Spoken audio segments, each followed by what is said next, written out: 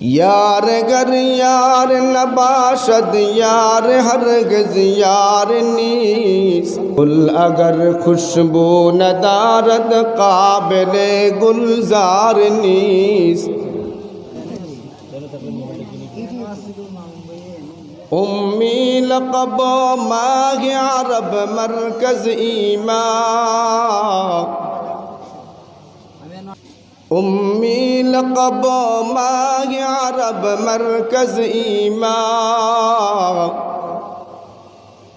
हर इल्म अमल रात मदारी मुदीरी हर इल्म अमल रात मदारी मुदीरी। मोहतरम हाज़रीन, भागुरापाड़ा मध्यपाड़ा बैतुल मामुर जामे मस्जिद और युव समाजेर उद्योगे आजकेर এই महती मजमार सम्मानित सभापति আলহাজ কারি সিদ্দিকুর রহমান সাহেব দামাত বরকাতুহুম আর উপস্থিত মুআজ্জাজ মুকাররম উলামা ইকরাম, আমাদের সৃষ্টিকর্তা কে? আল্লাহ। এটা কথা মনে রাখবেন, আল্লাহ তাকে ভালোবাসেন, তাকে আল্লাহ নেক কাজ করার সুযোগ করে দেন। আল্লাহ যাকে ভালোবাসেন না তাকে তার ঘরে ঢুকতে দেন না। কোন সন্তানকে বাবা কখন বলে যা দূর হয়ে যা, আমার চোখের সামনে আসবি না? বাবা কি পরিমাণ রাগ করলে সন্তানকে একথা বলে যা দূর হয়ে যা, আমার চোখের সামনে আসবি না? তো আল্লাহ পাক যখন কোনো বান্দার প্রতি রাগ করেন, তুই বান্দাগুলো যা, তুই আমার ঘরের ভিতরে ঢুকবি না। আল্লাহ তাকে ভালোবাসেন, আল্লাহ তাকে মহব্বত করেন, আল্লাহ তাকে নেক কাজ করার জন্য সুযোগ সুবিধা আল্লাহ তাআলা খুলে দেন। এই যে আমরা রাতের শীত পড়তেছে, সামিয়ানার নিচে সারাদিন কাজ করছি, আবার সকালবেলা কাজ শুরু করতে হবে, এরপরেও এখানে বসে আছি, এর দ্বারা আলামত বহন করে আল্লাহ আমাকে আপনাকে ভালোবাসেন। আর আসতে বলেন সুবহানাল্লাহ। এই জবান দিছে কে? ইস খুনজ গোশ দিল বায়দ শনোদ इस खूनज गोश दिल बायद शनोद गोश दिल ई जान दारद ही चिसो। अरे कान तो सबर হয় না, চোখ তো সবার হয় না, জবান তো সবার হয় না। কারো জবান তো এমন বেকা সেকা আছে, জমিনে বসে আল্লাহকে ডাক দেয়, ওর আওয়াজ আরশে গিয়ে পৌঁছে। হ্যাঁ হ্যাঁ, আওয়াজের বড় দাম। ওলামা ইকরামরা জানেন, একজন বড় মুহাদ্দিস আছেন আল্লামা মুজাহিদ রহমতুল্লাহ আলাইহি। উনি অনেক বড় মুজাহিদ, অনেক বড় মুফাসসির, কোরআনের তাফসির তার কিতাবে বহুবার তার নাম পাওয়া যায়। অনেক ব্যস্ত, কিতাবাদি লেখা, তাকরির করা, বয়ান করা তার কাজ, প্রচুর কাজ, ব্যস্ত আর ব্যস্ত। তো অনেক ব্যস্ততার মধ্য দিয়েও বাজারে গেছেন, একটা কাজের মেয়ে কিনে আনবেন, খাদেম লাগবে, বাজারে খাদেম কিনতে গেছে। এখন বাজারে গরু ছাগল বিক্রি হয় না, আগেরকার জামানায় এরকম মানুষ বিক্রি হইতো, এদেরকে গোলাম বলা হয়। তো এই গোলাম কিনতে বাজারে গেছেন। তিনি উনার কাজ সেরা বাজারে যায়, দেখেন বাজার ভেঙে গেছে, কাস্টমার নাই, মালও নাই।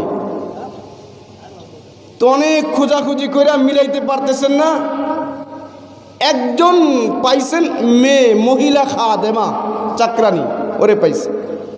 চেহারাও সুন্দর না, দেখতেও তেমন দেখা যায় না, বিটগুটে চেহারা। তো উনি ভাবতেছে আমি যে পরিমাণ ব্যস্ত, এই বাজার ফেল করলে সামনের বাজারে আমার জীবন চলবে না, এটা নিয়ে নেই। তো এই মরা দরা ওর সাথে চুক্তি করতেছে, কেনা বেচা হচ্ছে। কেনা বেচার এক পর্যায়ে মরা ধরা খাদেমা মহিলা বলে, আপনি যে আমাকে কিনতেছেন আমার শর্ত আছে। কি শর্ত? বলে আপনি আমাকে কিনে নিয়ে যাবেন, কোনো আপত্তি নাই, আমি শুধু দিনের বেলা আপনার কাজ করব, দিনের বেলা আপনার ডিউটি করব, রাতের বেলা আমি আপনার কোনো কাজ করতে পারবো না, এই শর্তে আমি যাইতে পারি। মুজাহিদ রহমতুল্লাহ আলাইহি বললেন, ঠিক আছে এটাই নিয়ে যাই, যাও, শর্ত ঠিক আছে, তোমাকে শুধু দিনের বেলা কাজ করাবো, রাতে কাজ করাবো না। নিয়ে গেছে, কাজ করে থাকে খাগে। একদিন হঠাৎ ওনার জেহানে আসছে, খাদেমা যে কিনে নিয়ে আইলাম, দিনে আমার ডিউটি করে রাত্রে করে না, রাতে কি করে খোঁজখবর নেই। তো খোঁজখবর নিতে খাদেম মহিলা যে কামরায় থাকে ওই কামরায় গেছে, যা দেখে ওই খাদেমা সেজদায় পড়ে রয়েছে, খাদেমা চাকরানি সেজদায় পড়ে রয়েছে। সেজদায় পড়া ওই খাদেমা হাউ মাউ করে কাঁদে আর বলে, আল্লাহ, আপনি যে আমাকে ভালোবাসেন সেই ভালোবাসার কসম, আপনি আমাকে সেজদায় ফালায়া রাখছেন। আপনি কি আমার কথা খেয়াল করছেন? আল্লাহ জানে কি খেয়াল করছেন। ভাই আমি আপনার এলাকার সন্তান, তেমন কিছু বলতে পারবো না, পাইবেন না কিছু, একটু মনোযোগ দিয়ে বইছেন। এখন তো ওয়াজ মানে আওয়াজ, এখন ওয়াজ করতে লেখাপড়া করা লাগে না। কি হুজুর? তো ওয়াজ করতে সবচেয়ে বেশি লেখাপড়া করা লাগে, সবচেয়ে বেশি লেখাপড়ার জিনিস। তোতা পাখির মতো মুখস্থ করেছি বললাম, এটা ওয়াজ না, এটা হচ্ছে এখন মার্কেট এই অবস্থা আছে। এখন অনুরোধ করে পায়ে হাত দিয়ে, আপনি এলাকার সন্তান, আমার এই এলাকায় হক আছে, ময়দানে মাশাআল্লাহ রব আমাকে ধরবে। এই জন্য যত ব্যস্ত থাকি, যত প্রোগ্রাম থাকে সব বাদ, এলাকার খবর গেলে কবুল। হ্যাঁ, যদি ছাড়ার মতো হয় এটা কবুল, কিচ্ছু লাগবে না, কবুল। হক আছে এলাকার। দেশের বাহিরে আমাদের অনেকে চিনে, দেশে কেউ চিনে না আমাদের। এটা কথায় আছে না, বাড়ির গরু ঘাড়ের আকাশও খায় না। আমাদের তো অবস্থা এমনই হয়েছে। এই আমাদের ভাগুড়াপাড়া অনেক বড় আলেম আছে, আল্লামা সফিউল্লাহ ফুহাদ, এখানে বাড়ি ওনার, জবরদস্ত আলেম, আমাদের কুমিল্লা বাড়ি, আমাদের গ্রামে তার বাড়ি। কে চিনি আমরা, হাজার হাজার তার ছাত্র, শুধু ছাত্র না, দাওরা পড়ে ফেলছে এমন ছাত্রদের উনি পড়ান। ঢাকা শহরে এলমি পরিবেশে আমাদের এলাকার সন্তান, অনেক প্রভাব তার, আমরা জানি না, আমাদের রত্ন এগুলো। যাই হোক, তো মুজাহিদ রহমতুল্লাহ আলাইহি যা দেখে ওই খাদেমা সেজদায় পড়ে বলে, আল্লাহ, আপনি যে আমাকে মোহাব্বত করেন সেই মোহাব্বতের কসম, ও ভাই, আমাকে আল্লাহ মোহাব্বত করে কি করে না আল্লাহ ছাড়া কেউই জানে না। ঠিক না ঠিক? আল্লাহ আমাকে মাফ করবে কি করবে না আল্লাহ ছাড়া কেউ জানে না। আল্লাহ আমাকে মোহাব্বত করেন কি করেন না আল্লাহ ছাড়া কেউ জানে না। কিন্তু খাদেমা বলে, আপনি যে আমাকে মোহাব্বত করেন সেই মোহাব্বতের কসম, যেই বিষয় তুমি জানোই না ওই বিষয়টা কসম খেলা কোন ভিত্তিতে। মুজাহিদ রহমতুল্লাহ আলাইহি সাথে সাথে খাদেমাকে চপ করে, থামো,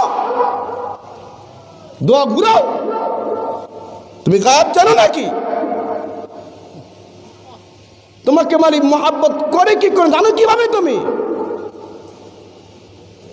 ওই খাদেমা ওই মুহূর্তে বলে, মুজাহিদ, আপনি জগৎ বিখ্যাত যে মুফাসসির, আপনার হাজার হাজার ছাত্র, আমি যে আমার মালিকের কসম খেয়ে বললাম আমার মালিক আমাকে মোহাব্বত করেন, সেই মোহাব্বতের কসম খেয়ে বলছি আমাকে মালিক সিজদায় ফেলায় রাখছে। আমি কেন এই কথা বললাম?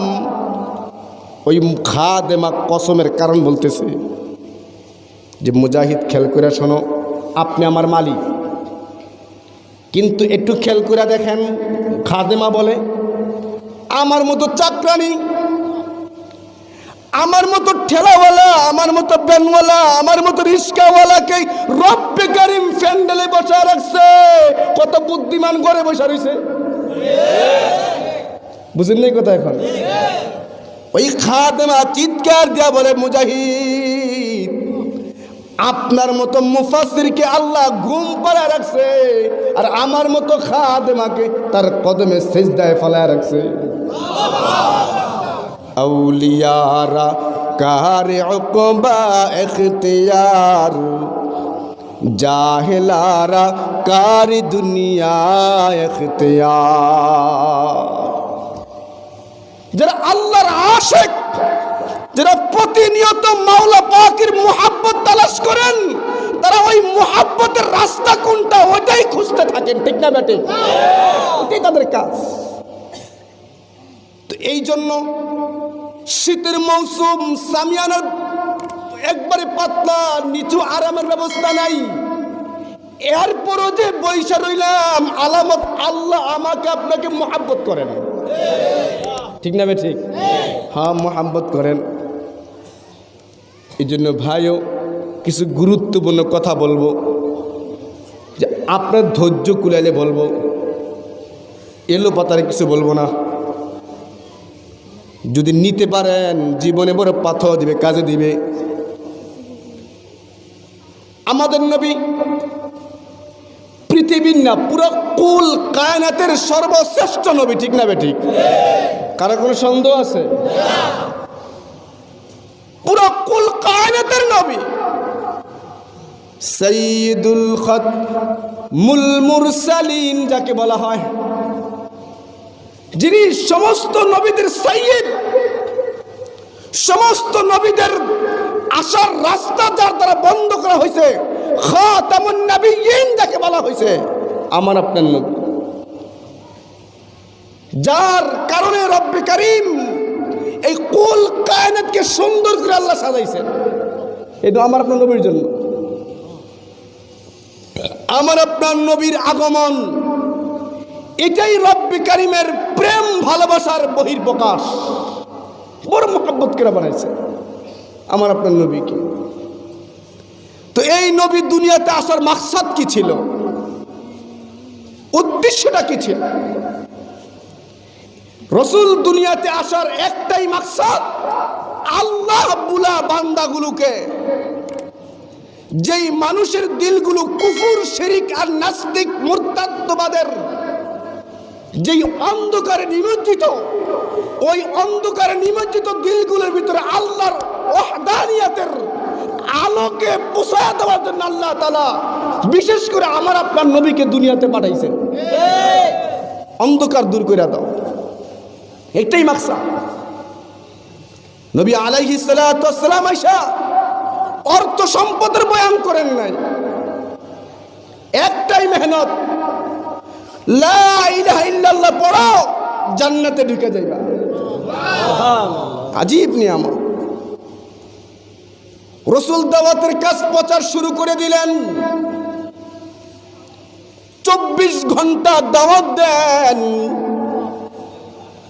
এই দাওয়াতের কাজ যখন শুরু করে দিলেন, মক্কার কাফেররা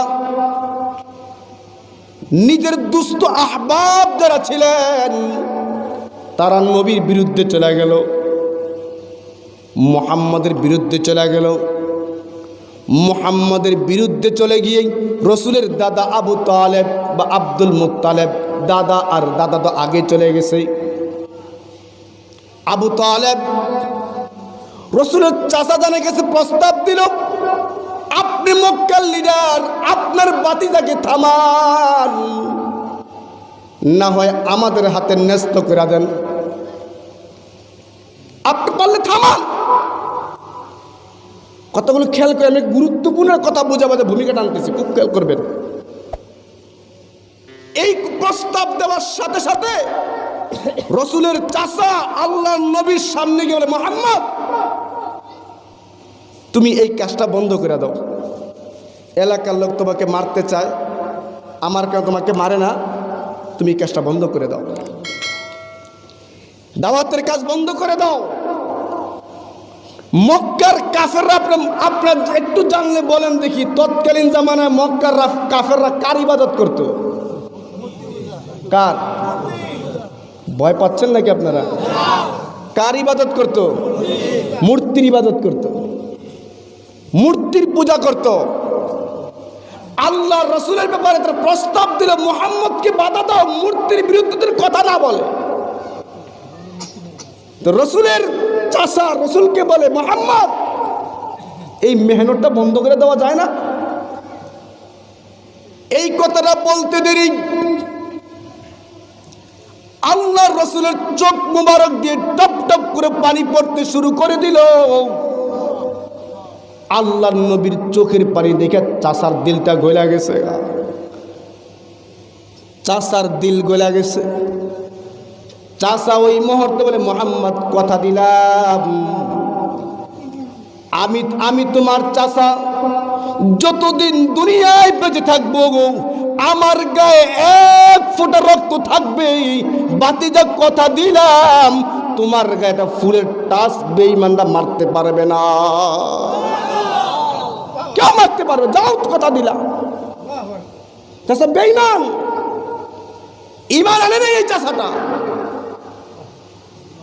মৃত্যুর আগ মুহূর্তে রাসূল বারবার পাশে গিয়ে বলছে, চাচা একটা বার বলেন শুধু লা ইলাহা ইল্লাল্লাহ, বাকিটা বলা লাগবে না, আমি আল্লাহর সাথে বুঝাপড়া করব। তখন চাচা বলে, না না না, আমি এটাও বলতে পারবো না, এটাও আনে নাই। এই চাচা রসুলের মেহনত ছিল মূর্তির বিরুদ্ধে মেহনত।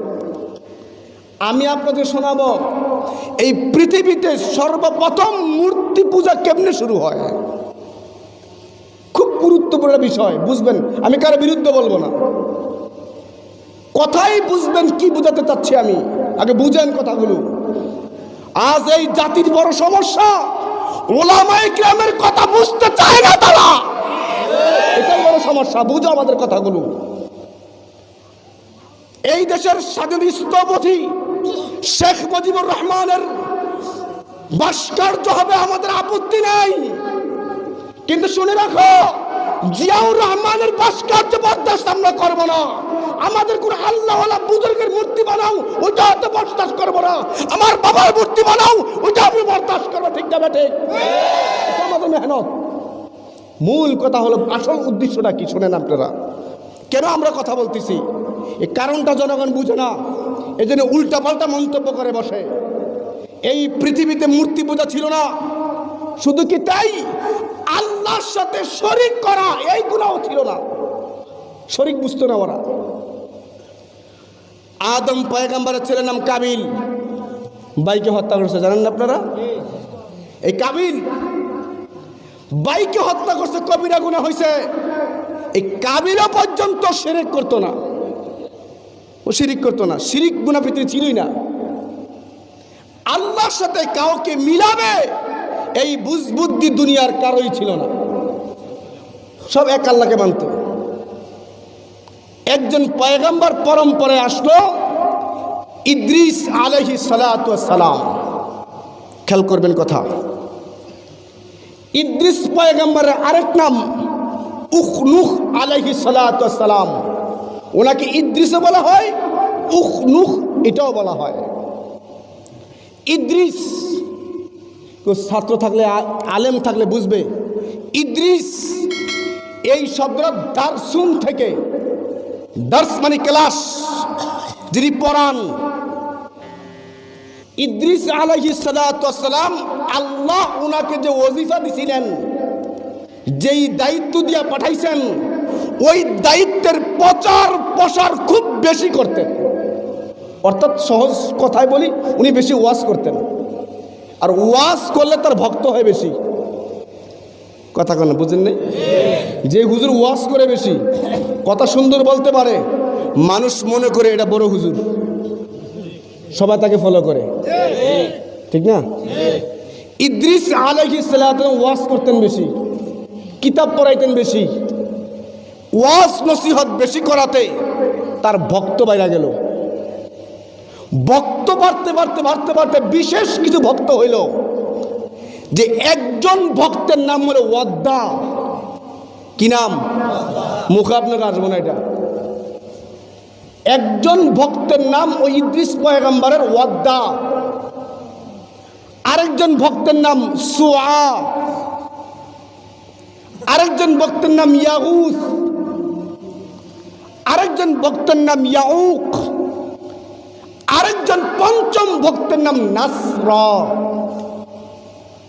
বিশেষ করে 5 জন লোক ইদ্রিস পয়গম্বরের দ্বারা এমন বড় হইছেন, এমন স্মরণীয় হইছেন, তার পদাঙ্গ অনুসরণ করতে করতে এত বড় হইছেন, পুরা জাতি এই 5 জন ব্যক্তিকে চিনে, খুব জ্ঞানী গুণী। কয়েকদিন পরে ইদ্রিস পয়গম্বর মারা যান।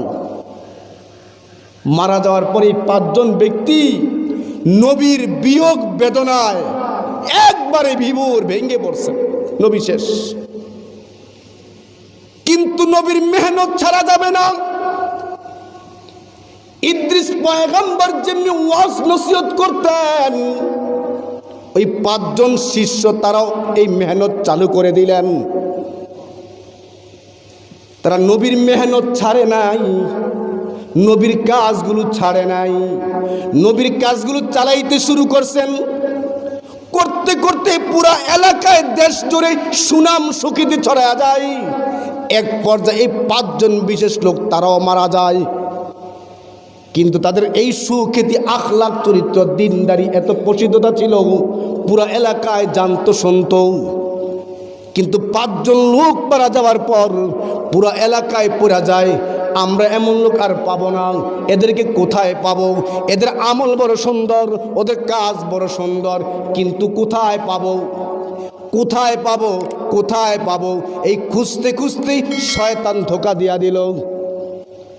তোমরা যদি তাদের কাজকে অনুসরণ করতে চাও, তাদের মতো ইবাদত গুজার হতে চাও, তাদের মতো দিনের দায়ী হতে চাও, তাদের মতো বুজুর্গ হতে চাও, তাদের মতো আল্লাহওয়ালা হতে চাও, তোমরা যেই ঘরে নামাজ পড়ো, তোমরা যেই ঘরে ইবাদত করো, ওই ঘরটার ভিতর ওই 5 জন ব্যক্তির নাম নিয়া, ওই 5 জন ব্যক্তির নাম দিয়া 5 জন ব্যক্তির আকৃতি বানায়া, মূর্তি বানায়া রেখে দাও। তাদের চেহারা দেখলে, তাদের মূর্তি দেখলে, তাদের কৃতকর্ম মনে পড়বে, তোমাদের ইসবিহা জাগবে তোমাদের দিলে। শয়তান ধোঁকা দিল যে এদেরকে মূর্তি বানায়া রাইখা দিলে তাদেরকে দেখলে মনে পড়বো, ওয়াদ্দা না, ওয়াদ্দা তো এমন সুন্দর বয়ান করতো। তো ওনাকে দেখে দেখে হারানো স্মৃতিগুলো মনে করে করে তারা অনুনয় বিনয় অনুতপ্ত হইতো। কেউ তাদের কর্মের কথা মনে করে করে অন্তরে ইস্পৃহা সৃষ্টি করতো, এটাই কাজ, এরকম করত। ওই যুগ শেষ হয়ে যায়। পরবর্তী যুগকে শয়তান এই বলে ধোঁকা দেয়, তোমার বাপ দাদারা এত সুন্দর দেশ, এত সয় সম্পত্তি, এত ক্ষমতা কেমনে পাইছে জানো? তোমার বাপ দাদারা সুখ শান্তি পাওয়ার একটাই মাধ্যম ছিল এই মূর্তিগুলো। বাপ তো প্রথমে ভালো নিয়তে বানাইছিল, বাবারা তো এদেরকে রাইখে রাইখে মনে করতো। যেরকম আমাদের অনেকের মা মারা যায়, মা তো মা মারা গেলে কি করি? মার ছবিটা পাইলে মার কথাগুলো মনে পড়ে, ঠিক না বেটি? আমার মা এমন ছিল, আমার বাবা এমন ছিল, এগুলো তারা মনে করে। আবার অনেক সন্তান এত ভক্ত, মার ছবিকে ঘরে টানাই দিয়া মার ছবির সাথে কথাও বলে, মা আমি এখন অমুক জায়গায় যাই। এই ভক্তি, এই ভক্তিতে এক পর্যায়ে পূজায় রূপান্তরিত হলো, এমনি এমনি শুরু হয়েছে। তো ওই বাপ-দাদাদের যখন জেনারেশন শেষ, তাদের পর্ব শেষ, তাদের নাতি নাতকুর আসছে, তারা আইসা তাদেরকে শয়তান ধোঁকা দিল যে এই যে মূর্তিগুলো তোমাদের মসজিদে মসজিদে দেখো, ইবাদতখানায় দেখো, তোমার বাবা আসলে এই মূর্তির ইবাদত করত, মূর্তির ইবাদত করত। এই মূর্তির মুহাব্বত, এই মূর্তির ভালোবাসা তাদের দিলে এমন বসা বসছে, স্বর্ণ রূপা দিয়েও মূর্তি বানাইতো। এমনকি শয়তান মাঝে মধ্যে মূর্তির পিছনে দাঁড়াইয়া গোপন ভাবে আওয়াজ দিত, ডাক দিত। তাফসিরে মারিফুল কোরআনে এসেছে, মূর্তির পিছন দিক দিয়ে শয়তান দাঁড়ায় বলতো, আনা রব্বুকুম ও রব্বু আবাইকুম। মূর্তি নিজে বলতো, আমি তোমাদের রব, আমি তোমাদের রব, তোমাদের বাপ দাদাদের রব। এই কথা যখন মূর্খ জাতি শুনতো, মনে মনে বলতো, দেখো মূর্তি কথা কয়, ভক্তি বাড়িয়ে দিত। আমাদের মূর্তিগুলো আমাদের ডাক দিয়া বলে এরা কি আমাদের রব, এটাই সঠিক। এই একটু ব্যতিক্রম কিছু দেখলে আমরা ভক্ত হয়ে যাই। মূর্তি গোপনে ডাক দিয়া বলে আমি তোমাদের রব, লোকেরা আরো ঘাবড়ে গেছে, আসলে মনে এটা রব। ইতিহাসে আছে, শুনে এটা ঘটনা। একদিন জাবালে কুবাইস, মদিনা মক্কায় জাবালে কুবাইস, যেখানে প্রথম রসুল দাঁড়ায়া চাঁদকে দুই টুকরা করছেন, ওই জাবালে কুবাইস। এই জাবালে কুবাইস থেকে হঠাৎ একদিন গায়েবী আওয়াজ, জাবালে কুবাইস থেকে। আওয়াজটা কি? আওয়াজটা দিতেছে, মুসলমান জাতিকে খতম করে দাও, মূর্তি পূজা শুরু করে দাও। জাবালে কুবাইস থেকে হঠাৎ গোপন আওয়াজ। এই আওয়াজটা শুনতে দেরি মক্কার কাফেরদের আনন্দের শেষ নাই। আনন্দ আর আনন্দ, অদৃশ্যের আওয়াজ, মুসলমান খতম করে দাও, মূর্তি পূজা শুরু করে দাও। মুসলমান জাতিরা, সাহাবায়ে কিরাম আল্লাহর নবীর দরবারে চলে গেলেন, ওগো পয়গম্বর, জাবালে কুবাইস থেকে গোপন আওয়াজ আসছে, মুসলমান খতম করে দাও, মূর্তি পূজা শুরু করে দাও। এই আওয়াজটা কিসের রাসূল? এই কথা বলতে দেরি আল্লাহ রাসূল বলেন, তোমরা ভয় পাও না, এটা আল্লাহর আওয়াজ না, আল্লাহর গায়েবী আওয়াজ না, এটা হলো জিন জাতির মধ্যে ইসলামের দুশ্মন আছে, নবীর দুশ্মন আছে। আপনারা কি মনে করেন যে মুসলমানের দুশ্মন শুধু মানুষের দুশ্মন মনে করেন নাকি? জিন জাতির মধ্যে নবীর দুশ্মন আছে। জিন জাতি কি পরিমাণ আল্লাহ আপনারা জানেন না, হাদিস তাফসীর কিতাবে আছে। মানুষ যদি সারা পৃথিবীতে যত মানুষ আসছে, সারা পৃথিবীতে এই পর্যন্ত যত মানুষ আসছে, যত মানুষ আসবে, তাদেরকে যদি এক পাল্লায় বা এক সাইড করা হয়, সকল জিন জাতিকে আরো সাইড করা হয়, সকল মানুষের চাইতে জিনদের সংখ্যা 10 গুণ বেশি হবে, এত জিন। তো রাসূল বললেন যে আওয়াজটা তোমরা পাইছো, এটা জিন জাতির আওয়াজ। তার নাম হলো মিনহাজ জিন ও মুরতাদ, ইসলামের দুশ্মন, আমার দুশ্মন। ও আওয়াজ দিছে।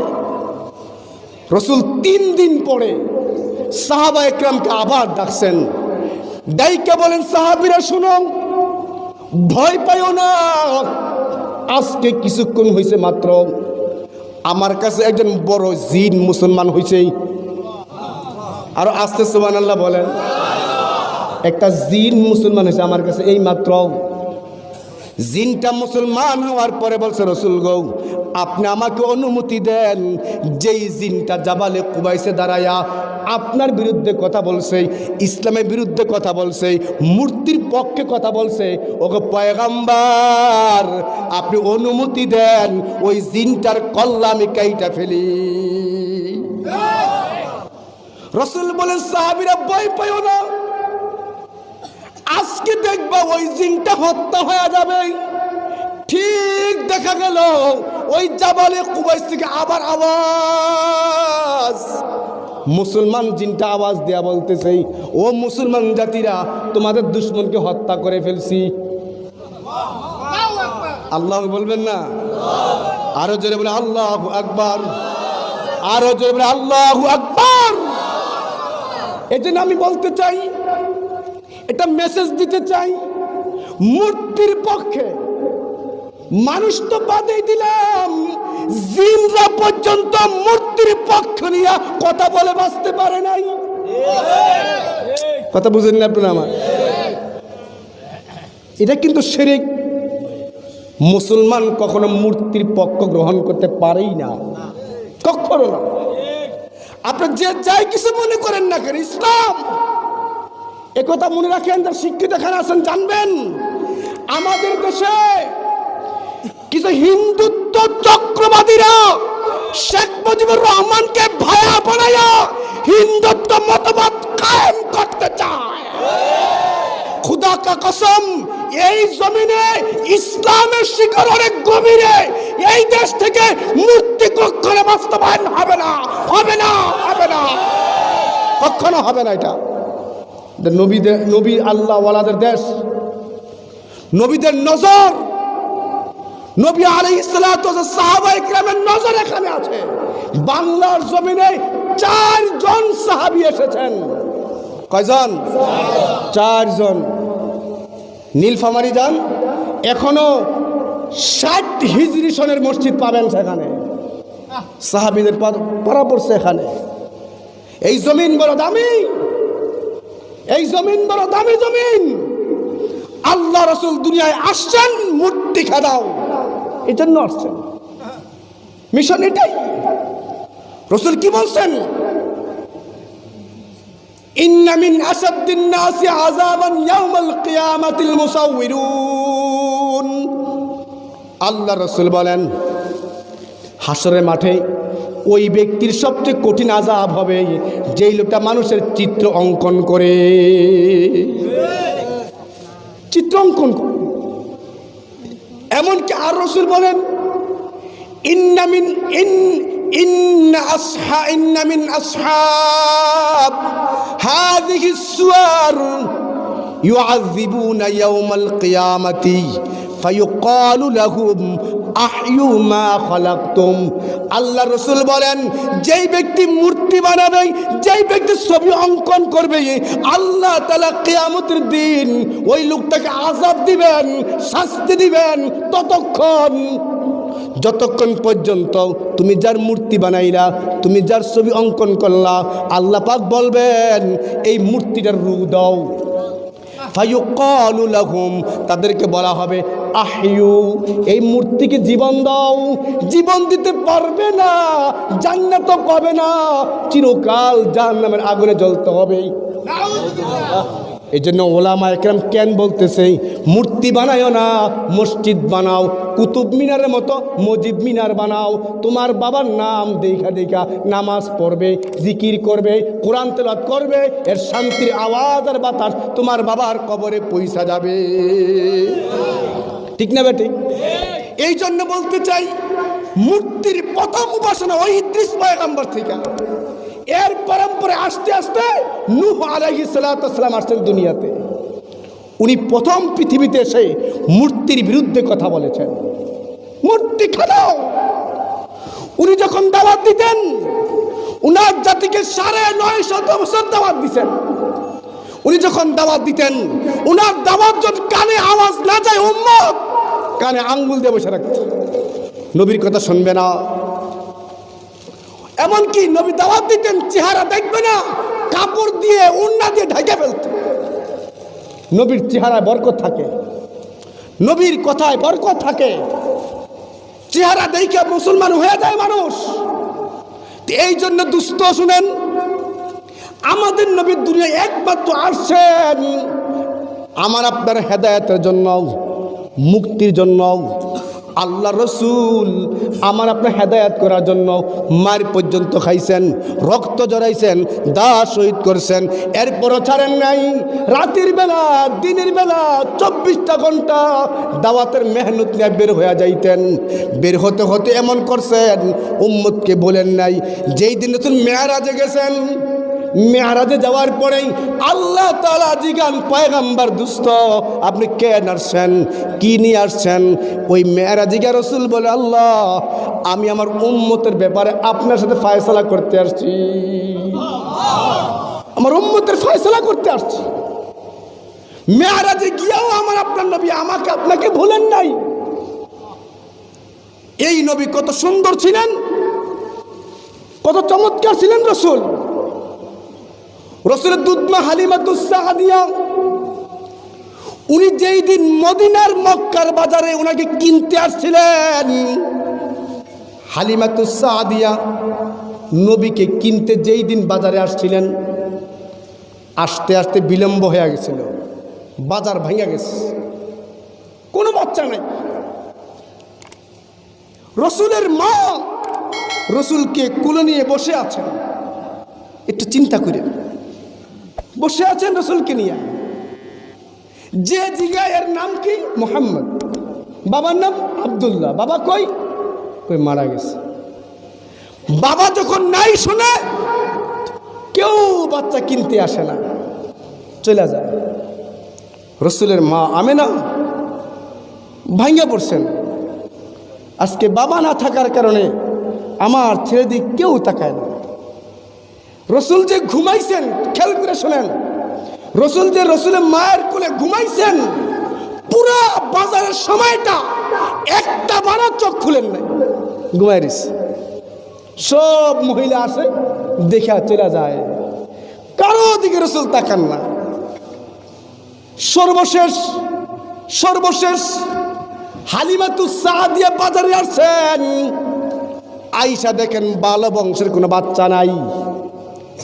শেষ পর্যন্ত একটা মা তার বাচ্চা নিয়ে বসে আছেন, তার কাছে গেছেন, কথা বলছেন, নাম জিগাইছেন। নামটা জিগানের সাথে সাথে হালিমাতুস সাদিয়া মার কোলে যে বাচ্চাটা ছিল, রুমাল দিয়ে চেহারা ঢাকা, রুমালটা সরাইছেন। রুমালটা সরাইতে দেরি, এতক্ষণ দীর্ঘ সময় রসুল ঘুমিয়েছিলেন। হালিমাতুস সাদিয়া রুমালটা সরাইতে দেরি, আমার আপনার নবী বাচ্চা নবী ঘুম ভাঙ্গা চেহারার দিকে, হালিমাতুস সাদিয়ার দিকে চোখগুলো খুলে একটা হাসি দিয়া তাকাইলেন। এই চোখ খুলছে রসুল, ইতিহাসে আছে। হালিমাতুস সাদিয়া নবীর হাসিটা দেখে দিলটা নরম হয়ে যায়, প্রাণটা ভরে যায়। প্রাণটা ভরে গিয়াই বলে, আমেনা রে, তোমার সুন্দর বাচ্চাটা বড় সুন্দর, এরকম বাচ্চা আমি কোথাও দেখি নাই।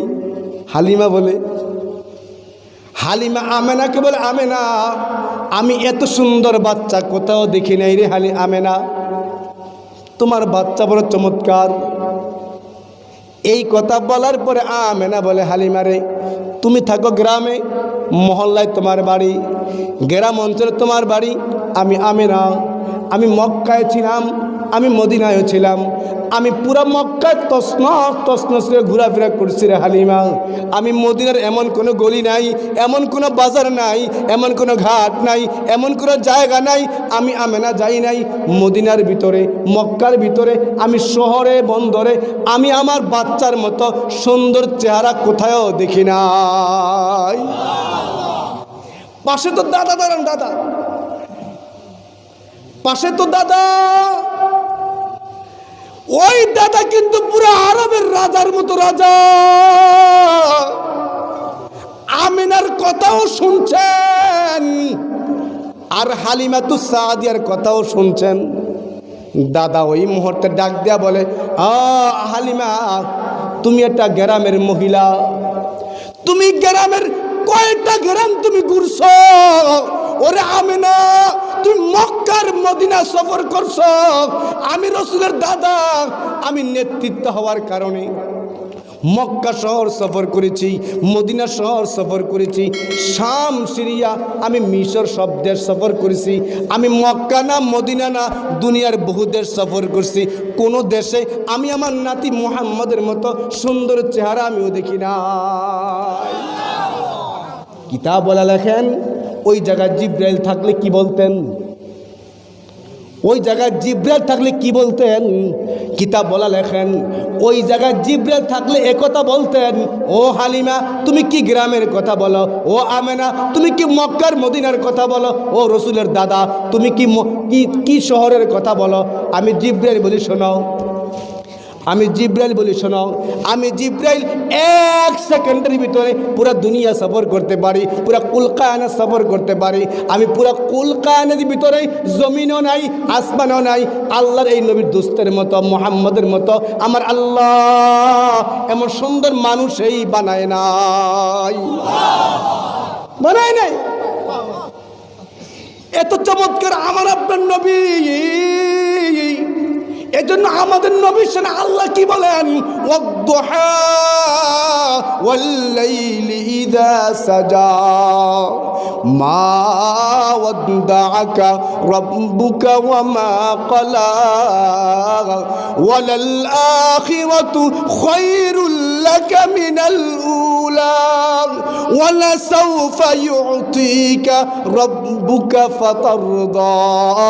তাফসীর কিতাবে এসেছে জিব্রাইল যখন ওয়ালা সাওফা ইউতিকা রাব্বুকা ফাতারদা, এই আয়াতটা যখন জিব্রাইল পড়তেছে, এই আয়াত যখন নাজিল হয়, ওয়ালা সাওফা ইউতিকা রাব্বুকা ফাতারদা, আল্লাহ বলেন নবী গো আমি আপনাকে সন্তুষ্ট করে ছাড়বো, আপনাকে ব্যথা দিব না, আপনাকে খুশি করেই ছাড়বো। এই আয়াত যখন নাজিল হয়, আল্লাহ রাসূল জিবরাইল থাম, আয়াত তেলাওয়াত বন্ধ কর। আল্লাহ আমাকে বলতেছে আমাকে খুশি করে ছাড়বে, আল্লাহ আমাকে বলতেছে আমাকে খুশি করে ছাড়বে।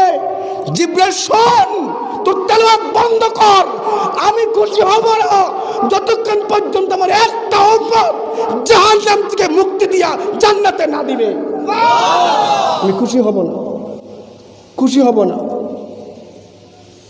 এই জন্য আমার আপনার নবী আপনার জন্য এখনো কবরে কাঁদেন।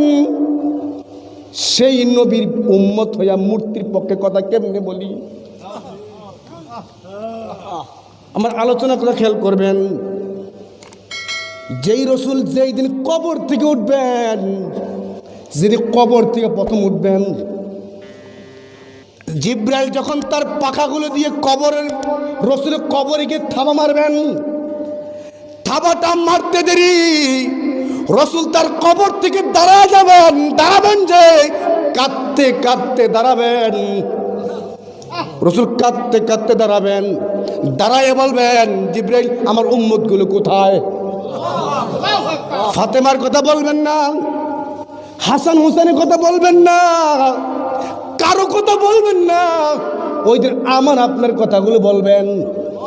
বলো রে ভাই, ওই দিন নবীকে চেহারা কেমনে দেখাইবেন? মূর্তির পক্ষে কথা বলে কেমনে চেহারা দেখাবেন? মূর্তির পক্ষে যে আলেম কথা বলবে, মূর্তির পক্ষে যে নেতা কথা বলবে, যে আমার ভাই হোক, যে আমার বাবা হোক, কখনো বরদাস্ত করা হবে না, কখনো হবে না। আল্লাহ ওলাদের জমিন শিরক। আজকে আমি আর আপনি বুঝবো এটা শরণার্থী বানানো হয়েছে। লিখে রাখেন, এমন এক প্রজন্ম আমাদের পরবর্তী আসবে, এদেরকে শয়তান ধোঁকা দিয়ে বলবে এই দেশের উন্নতি, এই দেশের সফলতা, এই দেশের কামিয়াবি এই মূর্তিগুলি করেছে। এটা ভাববে তারা। এই হীন চক্রান্ত হাতে নিয়ে হিন্দুত্ব মতবাদ আমাদের দেশে বাস্তবায়ন করার জন্য এই মূর্তির পায়ে তারা করতেছে। আপনারা কি মনে করেন জানি না, এই দেশের মানুষগুলো ব্যাংক চালক হতে পারে, ঠেলাওয়ালা হতে পারে, 5 ওয়াক্ত নামাজি নাও হতে পারে, নবীর সুন্নতের পরিপূর্ণ পাবন্দি নাও হতে পারে, কিন্তু আল্লাহর জাত ও সিফাতের কসম, আল্লাহর বিরুদ্ধে, নবীর বিরুদ্ধে, ইসলামের বিরুদ্ধে এদেশের মানুষ কখনো যাবে না, যাবে না, যাবে না। এটাই সেই বাস্তবতা, এটাই বাস্তবতা। যে যত কিছু করো, এটা মুসলমানের দেশ, ঠিক না ঠিক? ওলিয়া উলিয়া দেশ, ঠিক না ঠিক? শাহাদা ইয়ামানি দেশ, ঠিক না ঠিক? কারি ইব্রাহিম সাহেবের দেশ, ঠিক না ঠিক? মূর্তি বাস্তবিত হবে না এই দেশে, দেখেন ইনশাআল্লাহ, দেখেন ইনশাআল্লাহ। আপনারা কি মনে করছেন? এটা গভীর চক্রান্ত। নবীর মেহনতটা এটার জন্যই ছিল, এটার জন্যই ছিল। ইব্রাহিম আলাইহিস সালাতু ওয়াস সালামের কথা দেখেন,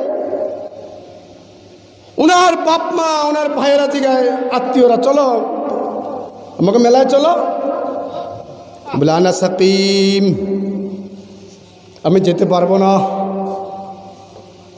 ওনারা চলে গেলেন। ইব্রাহিম আলাইহিস সালাতু ওয়াস সালাম মণ্ডপ করে গেছেন, যা দেখেন বিশাল বড় মূর্তি, আশেপাশে ছোট মূর্তি, সামনে রকমারি খাবার। কিরে খাস না কেন? মাঝখানে বিশাল বড় বস, আশেপাশে ছেলেপেলা, সামনে খাবার, সামনে কলা, আবার এই কলা এই খাবারে মাছিও বসে, মশাও বসে, ঠিক না বেটি? ইব্রাহিম পয়গম্বর একটা কুড়াল হাতে, কুড়াল কোরআন শরীফে আছে, কুড়ালটা হাতে নিয়ে বলে, মূর্তির সামনে যা কয় খা, নাই তো বাড়ি দিলাম। মূর্তি মাতেও না, মুতেও না। মূর্তি কথা কইতে পারে নাকি? কিছু করতে পারে নাকি? আমরা কেন বলি? আমাদের এদেশের সাধারণ স্থপতি শেখ মুজিবুর রহমানের মূর্তি কেন বানাইতে মানা করি কেন জানেন? তার মূর্তিরা বানাইলে, তার মূর্তিরা সেখানে বানাইলে তার মাথার উপর পাখিরা কমট বানায় বাথরুম করব। কথা কন না কেন? দেখেন না আপনারা, এই যদি কাক যদি মাথায় তারা পায়খানা করে নাকি আর চোখে পড়ে, এটা এদেশের স্বাধীনতা স্থপতির ব্যর্থতা হয়, ঠিক না বেটে? আমরা ইজ্জতের কথা বলি, আমরা বিরোধী না। আমরা এদেশের এমন নাগরিক, আমাদের জীবনী খুলে দেখেন, একটা দাগ পাবেন না। ইয়াবার মামলা নাই, হিরুনছির মামলা নাই, জমিন দখলের মামলা নাই, সুনাগরিক এদেশের আমরা।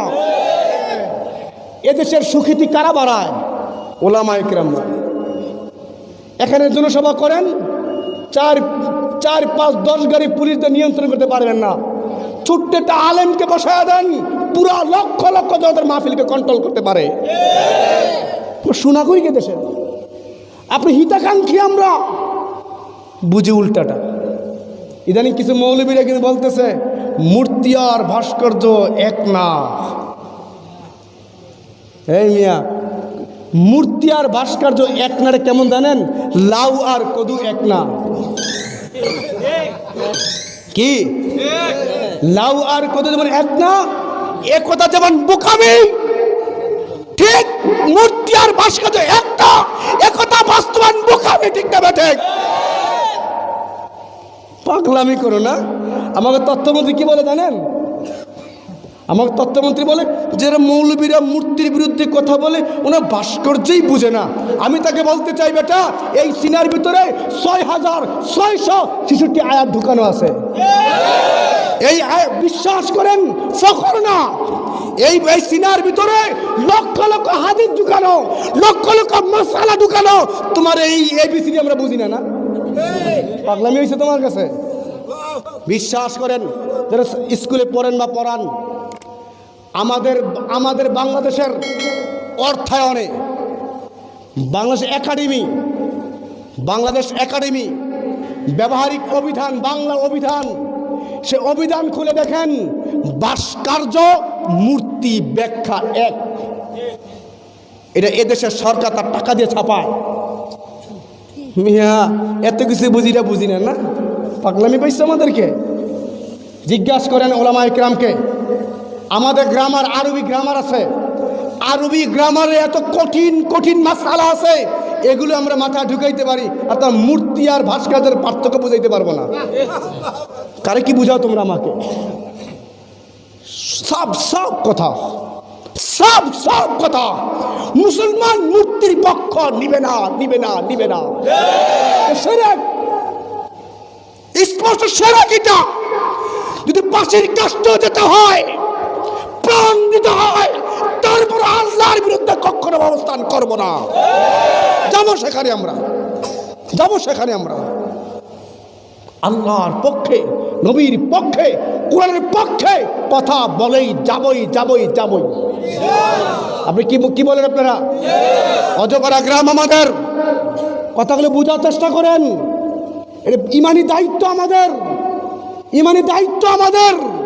নামাজ কালাম সব ঠিক, আকীদা গরমিল, সমস্ত আমল বাদ। আকীদা ঠিক করেন। আজকে আমাদের অনেকের ঘরে মূর্তি আছে, বলেন ওই বড় মূর্তির বিরুদ্ধে কি বলবো? আমার ঘরেই তো মূর্তি, আমাদের ঘরেই পুতুল। পুতুল কি হারাম? আমাদের শোকেসগুলো পুতুল দিয়ে সাজানো হারাম। একদিন জিব্রাইল সালাম দিয়া রাসূল, আমি আসতে চাই, আসো। রাসূল জিব্রাইলকে ঘরে আসার অনুমতি দিয়ে ঘরে বসে আছেন। জিব্রাইল ঘরে যায় না, অনেকক্ষণ যায় না। কিরে, রাসূল নিজে ঘর থেকে বের হয়ে আসছেন। আচ্ছা, বলে জিব্রাইল আপনি এখানে বসে আছেন, জান না যে? বলি ইয়া রাসূলুল্লাহ, আমি কেমনে যাব? আপনার ঘরে কেমনে প্রবেশ করব? আপনার ঘরে চাদর বিছানো আছে, চাদর আছে, চাদর। ওই চাদরে পশু পাখির ছবি আছে, ওই ছবিগুলোর কারণে আমি ফেরেশতা প্রবেশ করতে পারি না। রাসূলের ঘরে প্রবেশ, ফেরেশতা প্রবেশ করে না, ছিঁড়ে ফেলছেন। এমনকি আল্লাহর নবী যখন মৃত্যু শয্যায় শায়িত, অসুস্থ, আমাদের আয়েশা বলেন রাসূল একেবারে অসুস্থ হয়ে আছেন। উম্মে হাবিবা, উম্মে সালমা শাম ওই হাবশায় সফরে গেছিলেন। হাবশায় সফরে গিয়া গির্জা, গির্জা দেখছেন, গির্জা, ওই গির্জা কত সুন্দর, গির্জা কার কার মূর্তি ছিল, ওই মূর্তির ঘটনা শোনাচ্ছেন। রসুল অসুস্থ, রসুল এই কথা শুনতে সহ্য করতে না পেরে অসুস্থ অবস্থায় বৈশা গেছেন। বৈশা গিয়া বলে ওই জাতি ধ্বংস হয়ে যাক, ওই জাতি হালাক হয়ে যাক যেই জাতি তার পূর্বপুরুষদের মূর্তি বানায়, মূর্তি বানায়।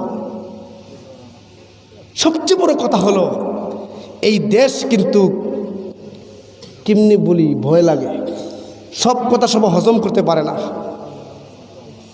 মারাত্মক এক রেড সিগন্যালে আমরা বাস করতেছি দেশে। আমাদের ঈমান, আমাদের তাহজিব তামাদ্দুন, এই নিয়ে চলা বড় মুশকিল রে ভাই।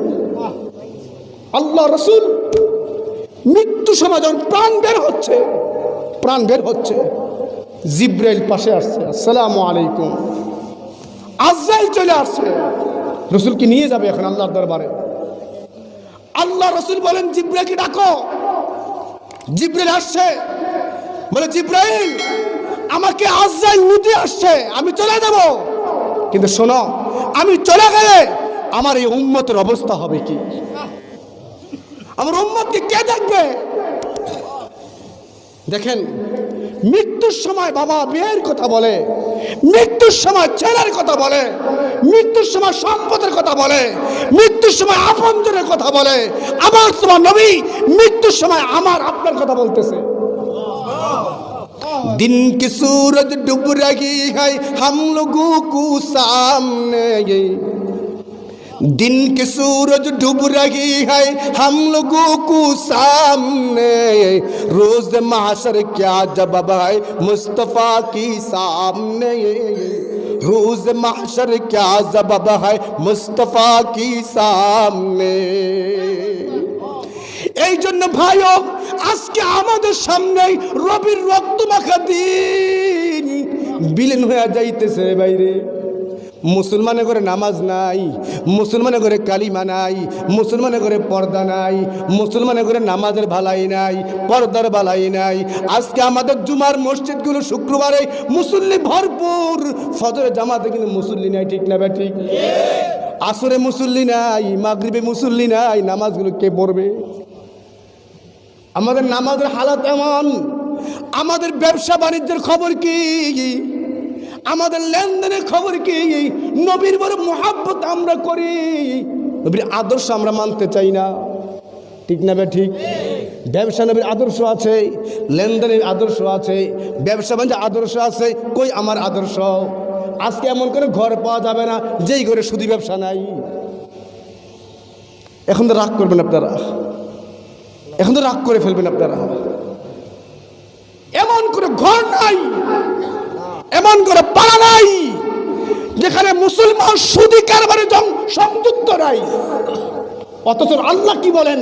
যে সুদি লেনদেন করে তার সাথে আমি আল্লাহ যুদ্ধ ঘোষণা করলাম। আমার যুদ্ধ, আমার অবস্থা হবে কি বলেন? নবীকে মহব্বত করি, বারবার আমরা বলি, নবীর মহব্বতে জিলাপি খাই, নবীর মহব্বতে ঈদে মিলাদুন নবী করি, মহব্বতের বহির প্রকারের শেষ নাই, আদর্শ নাই আমার আপনার কাছে। রসুলের চাচা আবুল আহাব, কি নাম? আবুল আহাব রসুলকে বড় মহব্বত করত। যেই দিন শুনছেন আব্দুল্লাহর ছেলে মোহাম্মদ হয়েছে, আবুল আহাব খুশিতে তার দামি সবচেয়ে প্রিয় বান্দি আজাদ করে দিয়ে, জাতি আজাদ। নবীর জন্মে প্রশংসা হইয়া, খুশি হইয়া এই আবুল আহাবকে যখন আল্লাহ নবী দিনের দাওয়াত দিলেন, শরীয়ত মানতে বললেন, নবীর তরিকা মানতে বললেন, মানতে রাজি না। আজকে আমাদের সমাজে নবীর প্রশংসা করার লোক অভাব নাই, নবীর প্রশংসায় পঞ্চমুখ। যদি বলি ভাই তুমি নবীকে তো প্রশংসা করলা, দাড়ি কোথায় তোমার? তো দাড়ি কোথায়? তোমার পর্দা কোথায়? তোমার লেনদেন কোথায়? তোমার চলাফেরা কোথায়? তোমার বিবাহ সাথী কোথায়? একটাও নবীর আদর্শ মতে নাই। এগুলো আমাদের সমাজ, এগুলো আমাদের সমাজ। রাসূল কি শিখাইছে আমাকে আপনাকে? লাকাদ কানা লাকুম ফি রাসূলিল্লাহি উসওয়াতুন হাসানাহ। আল্লাহ তাআলা বলেন, ও দুনিয়ার মানুষেরা, তুমি কাউকে মডেল বানাইতে চাও, মডেল বানাইলে একমাত্র নবী মুহাম্মদকেই তোমার জিন্দেগির মডেল বানাও। ও আমার যুবক ভাই, সাকিব আল হাসানকে মডেল বানাইও না, সাকিব আল হাসানকে মডেল বানাইও না। যে মুসলমানের বাচ্চা ভারতে গিয়া হিন্দুদের পূজা উদ্বোধন করে, খবর পাননি আপনারা? সাকিব আল হাসান আমাদের খেলোয়াড়, হাজি হাজি হাজি হাজি হাজি হাজি কি বলবো বলেন? কি জবাব আপনাদের কাছে আছে বলেন আমাকে? হিন্দুরা আমাদের দেশের টপ লিডার খেলোয়াড়, তাকে দাওয়াত দিয়ে পূজা উদ্বোধন করতে নিয়ে যায়। এই পূজা উদ্বোধন করতে নিয়ে গিয়ে মেসেজ দিচ্ছে, শুধু সাকিব আল হাসান না, হাজারো হাজার নেতা আমরা টাকা দিয়ে কিনে ফেলছি তোমাদের, ঠিক না ঠিক? ইমান কি বলে? যে আমার আল্লাহর সাথে দুশ্মনী করে, নবীর সাথে দুশ্মনী করে, ও আমার বাপ হইতে পারে, তার কোন সম্পর্ক নেই, ঠিক না ঠিক? বয়কট করেন তাকে। মুসলমান কখনো পূজায় যেতে পারে না, পূজায় ফিতা কাটতে পারে না, মুসলমান কখনো পূজাকে স্বাগতম জানাইতে পারে না। আমাকে বহু নেতারা বলে ঈদুল আজহা শুভেচ্ছা, ও শরতীয় দুর্গা শুভেচ্ছা, হারাম। মুসলমান কখনো শরতীয় দুর্গা বলেন, দুর্গা পূজা বলেন, স্বাগতম বলতে পারে না। কারণ দুর্গা পূজা স্বাগতম যে জানান, স্বাগতম কি ভালো জিনিসের হয় না খারাপ জিনিসের হয়? মূর্তি পূজা ভালো না খারাপ? খারাপ রে মুসলমান ভালো বলে কিভাবে? ওহরও নেতারা আছে বলতেছে এগুলো, জায়গা জায়গায় ফেস্টুন। বুঝছেন কোনোদিন কি বলতেছে এটা? এই জন্য আমাদের মডেল কি হবে? আল্লাহ নিজে বলতেছেন, মডেল বানাইলে নবী মুহাম্মদকে বানাও, যার জিন্দিগিতে মিথ্যার ছাপ নাই, যার জিন্দিগিতে ধোঁকার ছাপ নাই, কোনো ধোঁকা নাই, কোনো ধোঁকা নাই, মিথ্যার ছাপ নাই, দুই নাম্বারই নাই, এমন নাই জনগণ রাস্তায় নামায় দিয়া নবী মুহাম্মদ পলায় গেছে, এমন ইতিহাসও নাই। বাংলার জমিনে বহু নেতার প্রমাণ আছে, জনগণ গুলি খায়, নেতা এসে গরমে ঘুমা। ঠিক না বে ঠিক? বহু নেতা আছে। আমাদের নবী মুহাম্মদ, আমাদের নেতা, জীবন খুলে দেখেন, যুদ্ধের ময়দান ছাড়েন নাই, উম্মতকে ছাড়েন নাই। শুধু কি তাই, আমাদের নবীর আখলাক কেমন দেখেন। একদিন নবীর কাছে এক লোক সাহাবী, এখনো হয় নাই, বেঈমান বেঈমান কাফের সরদার নবীর দরবারে আইসা বলে, মুহাম্মদ আপনার কাছে আমার লেনদেন আছে, লেনদেন। আপনি আমার কাছ থেকে এত মন খেজুর নিছিলেন, আমার খেজুরগুলো দিয়া দেন। রসুল বলেন, তোমার খেজুর তো দেওয়ার ডেট অমুক তারিখ, আজকে কেনারছো, আজকে তুমি কেনারছো না, আমি এখন দিতে হবে। এই কথাগুলো বলতে দেরি আল্লাহর নবীকে অকাত্য ভাষায় গালি শুরু করে দিলেন। আল্লাহর নবীকে গাইলাইতে শুরু করলেন, বকতে শুরু করলেন। একথা শুনে রাখবেন, আল্লাহকে গালি দিলে আল্লাহ সহ্য করেন। আল্লাহর কোন বান্দা আল্লাহকে গালি দিলে আল্লাহ সহ্য করেন, আল্লাহর নবীকে গালি দিলে আল্লাহ সহ্য করেন না। হাতিকে গুতা দেন, হাতি কিছু কয় না। হাতিকে গুতা দেন, হাতি কিছু বলবে না। হাতির বাচ্চাকে গুতা দিয়ে দেখেন, কথা কয় না রে। হাতি ছাড়ে? হাতি ছাড়ে? আল্লাহকে কিছু বলেন, আল্লাহ কিচ্ছু বলবে না। নবী মুহাম্মদকে বলেন, আল্লাহ জবান টানতে ছিঁড়ে ফেলবে। হ্যাঁ, ফ্রান্সের সরকার আমাদের নবীকে ব্যঙ্গচিত্র করে লক্ষ লক্ষ মুসলিম তাওহীদি জনতার অন্তরে ব্যথা দিয়েছে। আমরা বলতে চাই, ব্যথাটা আমাদের দাও নাই, আল্লাহকে দিয়েছ। শুনেন, ফারসের রাজা, ফারসের রাজা, রোম ফারস, ওই রাজার দরবার নবী লিখিত চিঠি পাঠিয়েছে, লিখিত চিঠি, ইমান আনো। ফারসের রাজা চিঠি পাইয়া সম্মান করে নাই, ইজ্জত করে নাই। চিঠিটা পাওয়ার সাথে সাথে বেজ্জতির সাথে টাইনা টুকরা টুকরা করে ফেলছে। নবীর চিঠির সাথে বেয়াদবি করছে। রসুল এই খবর শুনছেন, ফারসের রাজা নবীর চিঠির সাথেই আচরণ করছে। রসুল তখন বললেন যে, আমার চিঠিকে বেজ্জতি করে টুকরা টুকরা করেছে আল্লাহ, তুমি তার রাজ্যকে টুকরা টুকরা করে দাও। বদদুয়ার কারণে কয়েক বছর যেতে না যেতে ওই ক্ষমতা তস্ত টক টক টক হয়ে যায়। পারস্যের রাজা নবীর চিঠির সাথে বেয়াদবি করে বাঁচতে পারে নাই। ও ফ্রান্সের রাজা, তুমিও আল্লাহর নবীকে কষ্ট দিয়ে তুমিও টিকতে পারবে না, পারবে না, পারবে না, টুকরা টুকরা হয়ে যাবে। তো নবীকে গালি দিছে। ওমর বলে, ইয়া রাসূলুল্লাহ, অনুমতি দেন, কল্লাটা উড়াইয়া দেই। রসুল বলে, না, কল্লা উড়াইও না, ও তো পাবে, আসছে আমার কাছে, যাও দিয়া দাও। দিবা তো দিবা, আরো বেশি দিবা। তো মাল বুঝাইয়া দিছে, বেশিও দিছে। বেশি খেজুরগুলো নিয়ে, তার প্রাপ্ত খেজুরগুলো নিয়ে নবীর দরবারে আসছে।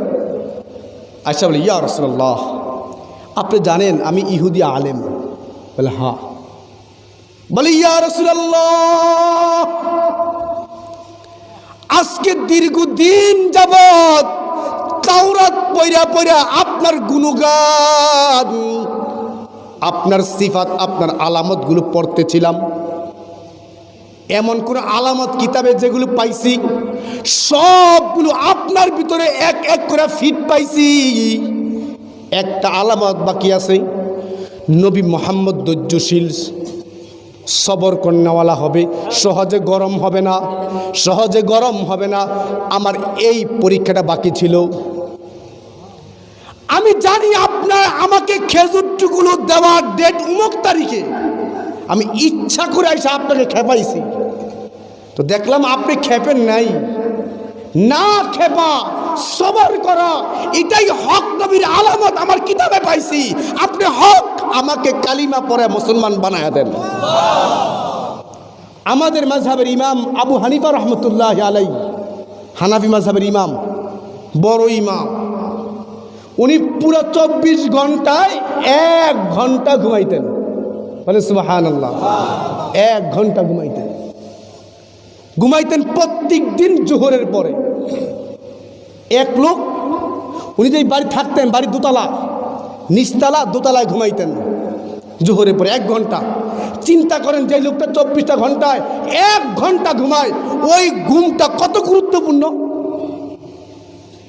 দোতলায় ঘুমাচ্ছেন জোহরের পরে, একদম হঠাৎ এক লোক গেটে আওয়াজ, এমন আওয়াজ, উনি ঘুম থেকে উঠছেন। উঠা বলে, কি ভাই? হযরত একটা মাসআলা জানতে আইছি। একটা মাসআলা? বলো। কতক্ষণ চুপ থেকে বলে, হুজুর আমি না মাসআলা ভুলে গেছি। দেখেন আমি আপনি কি করতাম এই মুহূর্তে। উনি তখন বলেন, যাও মিয়া, মনে হইলে আবার আইসো, যাও। তো চলে গেছে। যা উনি ঘুমাইছে, চোখ লাগছে, আবার ওই লোকটা গেছে, যা উঠাইছে। উঠে বলে, হুজুর মাসআলা বলো।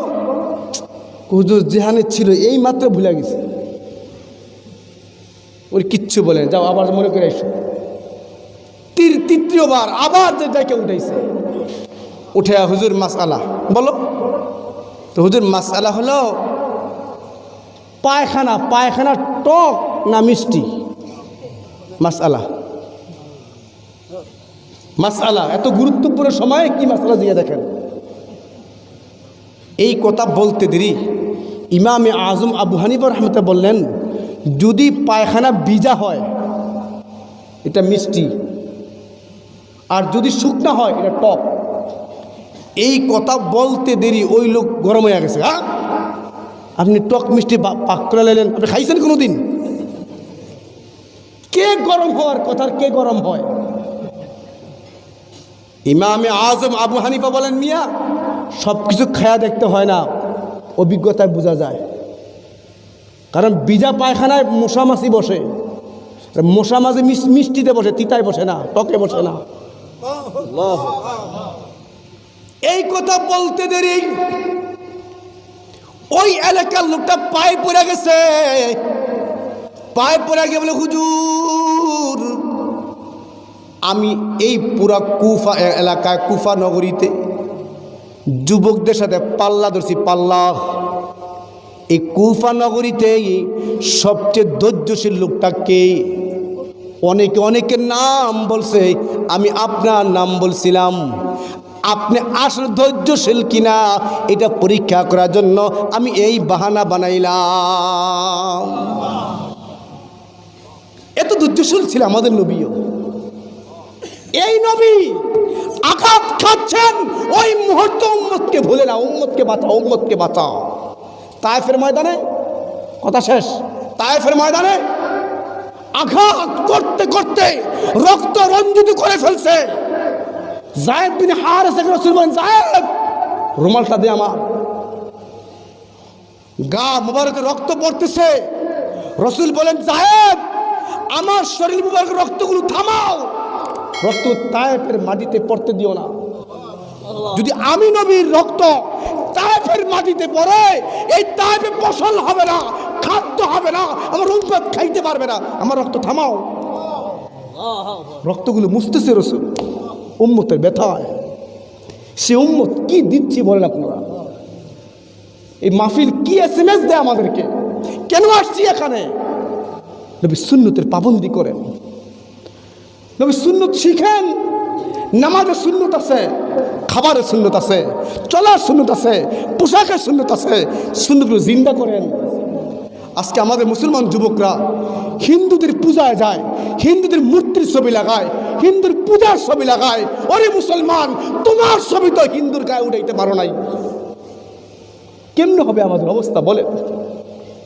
এই জন্য রাসূল বলেন, কুল্লু উম্মতি ইয়াদখুলুনাল জান্নাহ, কুল্লু উম্মতি ইয়াদখুলুনাল জান্নাহ ইল্লা মান আবা, قيل من أبى ومن أطاعني دخل الجنة فقد عصاني فقد أبى। আল্লাহ রাসূল বলেন, আমার প্রত্যেকটা উম্মত জান্নাতে প্রবেশ করবে। কুল্লু উম্মতি ইয়াদখুলুনাল জান্নাহ, আমার প্রত্যেকটা উম্মত জান্নাতে প্রবেশ করবে। কিন্তু কিলা মান আবা, যে আমার তরিকত মানবে না, আমার তরিকা মানবে না, আমার শরীয়ত মানবে না, আমার পদ্ধতিগুলি মানবে না, ও জান্নাতে প্রবেশ করতে পারবে না। আজকে বহু উম্মত আছে নবীর তরিকা তার জিন্দিগিতে নাই।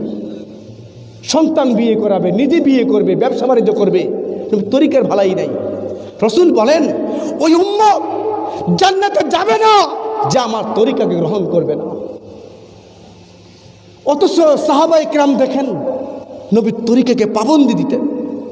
নবী কেমনে ঘুমাইতেন, নবী কেমনে খাইতেন, নবী কেমনে বসতেন, নবী কেমনে কথা বলতেন, নবী কেমনে কথা বলা চলাফেরা করতেন, সব খুঁজা খুঁজা সাহাবীর আমল করতেন। আব্দুল উমর হঠাৎ সফর করতেছে এক জায়গায়, হঠাৎ কাফেলা থামায়া দি, থামো থামো সবাই। থাইমা এক জায়গায় পেশাবের শুরুতে পেশাব করতেছে, আসলে পেশাব করে না, বসে গেছে ওই জায়গায়। তো কাফেলা জায়গায়, হজরত এখানে বসছেন কেন? তো বলে, শোনো শোনো, আমি একদিন নবীর সাথে সফর করতেছিলাম, আল্লাহ নবী এখানে পেশাব করতে বসছিলেন, আমার তো পেশাব ধরে নাই, নবীর জায়গায় আইসা নবীর মতো বৈশা নবীর সুন্নতকে পালন করলাম। আর আমরা, আমাদের অবস্থা কি? আমাদের অবস্থা কি বলেন? কোনো সুন্নতের ভালাই নাই। এই জন্য ভাইও, নবীর তরিকা মানতে রাজি আছেন ইনশাআল্লাহ? নবীর পক্ষে থাকতে রাজি আছেন ইনশাআল্লাহ? আলেম ওলামার পক্ষে থাকবো তো ইনশাআল্লাহ? আলেমরা যদি কখনো ঈমানের তাকিদে, হকের আওয়াজে, বাতিলের মোকাবেলা যদি কখনো ডাক দেয়, যাটুকু আছে জান মাল নিয়ে আল্লাহ রাস্তায় বের হতে রাজি আছো তো ইনশাআল্লাহ? আল্লাহ আমাদের সকলকে তার দিনের জন্য, তার দিনের জন্য, তার কথাগুলি প্রচারের জন্য আমাদেরকে বের হওয়ার তৌফিক দান করো। এজন্য ভাইও, আমাদের তৌফিক, আমাদের তাওয়াক্কুল, আমাদের ঈমানি হালাতকে বৃদ্ধি করতে হবে। এজন্য আলেমদের সুহবত, আল্লাহ ওয়ালাদের সুহবত, আলেমদের সান্নিধ্য সবচেয়ে বেশি যাবেন। আল্লাহ ওয়ালাদের কাছে যাবেন, দিনদার ওলামায়ে কেরামের কাছে যাবেন। তাদের কাছে গেলে আমাদের ঈমানের নূর আর জজবা বৃদ্ধি পাবে। অনেক রাত হয়ে গেছে, ফজরের নামাজও সামনে আছে, আবার দিনের বেলা কাজকর্ম করি, আমরা দোয়া করি আল্লাহ তাআলা আমাদের এই মজমাকে, এই মাহফিলকে আল্লাহ কবুল করুক, আমিন। অনেকে মুসলিম দান খয়রাত করছেন, যদি কেউ পারেন দানে শরিক হবেন। অনেকের যায় জরুরত আছে, আল্লাহর ঘরে দিলে আল্লাহ তাআলা এগুলো খালি দেন না, আল্লাহ তাআলা ভরপুর করে দেন। এই জন্য আমরা এখন দোয়া করব, যারা মাহফিল কর্তৃপক্ষ, সভাপতি আর অন্যান্য যারা অর্থ দিয়ে, বুদ্ধি দিয়ে, সময় দিয়ে এই মাহফিলকে সহযোগিতা করেছেন, আমরা দোয়া করি মাহফিল থেকে আল্লাহ তাআলা প্রত্যেককে উত্তম থেকে উত্তম জাযা আল্লাহ দান করুক, আমিন। অনেকের মা নাই, অনেকের বাবা নাই, আমার আম্মা কয়েকদিন হয়েছে মারা গেছে, দোয়া চাই আপনাদের কাছে আল্লাহ তাআলা আমার আম্মাকে যেন উচ্চ মাকাম দান করেন। আমার আব্বাও আছেন অসুস্থ, তো আমার আব্বা মতো অনেকে তো নাই, আমার বড় বোন নাই, ফুফু নাই, অনেকেই মারা গেছে, দোয়া চাই আপনাদের কাছে আল্লাহ তাআলা আমাদের প্রত্যেকের কবর আযাবকে মাফ করে দেন। এই মহল্লার শান্তির ফয়সালা করেন, এই মাহফিল কেন্দ্র করে পুরা মহল্লায় কবর আযাব আল্লাহ মাফ করে দেন।